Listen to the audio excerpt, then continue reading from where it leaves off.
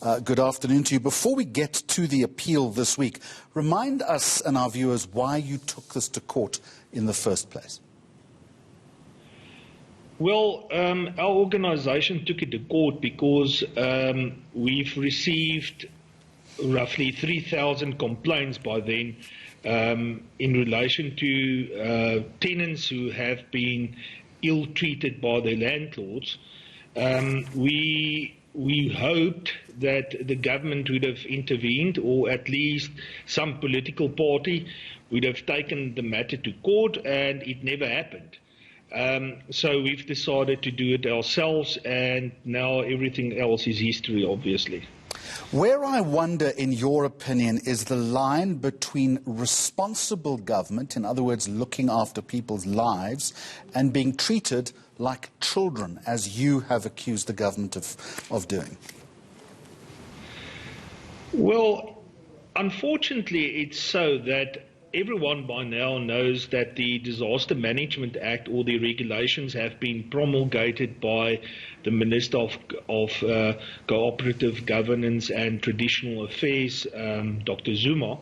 Obviously, she had the backing of the government, of the cabinet, but at the end of the day, when we've taken this matter to court and at the hearing itself, it came out that it seems as if the minister never knew what to do, and that the regulations have mostly been thumbsuck. The one after the other regulation was totally irrational, hence the reason why the court declared it as being invalid and unconstitutional at the end. Mr. De Beer, you used the word thumbsuck. The government comes back and says, and I quote, "We are confident that what we did, the articulation of levels, was crafted to save lives." Well, they always come up with the correct phrase they always use is flattening the curve. But from the documentation we've presented in our case, to challenge the argument from their side that it was for flattening the curve, the government couldn't answer. They didn't present any proof that they've actually approached this in a scientific way. So yes, it's definitely, according to us, totally irrational, and we will continue with that statement for as long as we can, yes. If the appeal is rejected, what's your next course of action? Well, if the appeal is going to be rejected, we will at that stage communicate with our legal team to decide on a way forward. Technically speaking, there could even be a possibility that the lockdown will come to its end very soon. So we will just have to wait and see what the court has got to say on Wednesday. Just remind me again who the Liberty Fighters Network is and who is funding you.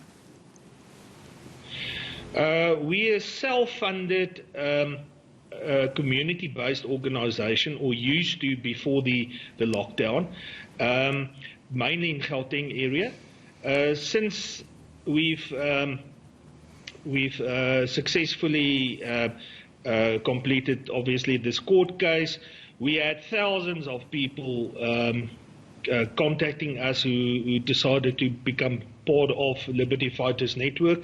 So we're already busy with structures setting up in the Western Cape and KwaZulu-Natal. So overnight we literally grew by thousands of support, and we're going to keep the rhythm until such time as this government of ours realize that the people are governing and not the government itself. They are merely the stewards of the people of South Africa, and they need to be responsible in what they're doing. Rainer De Beer, thank you very much indeed, President of the Liberty Fighters Network. I appreciate you joining us today.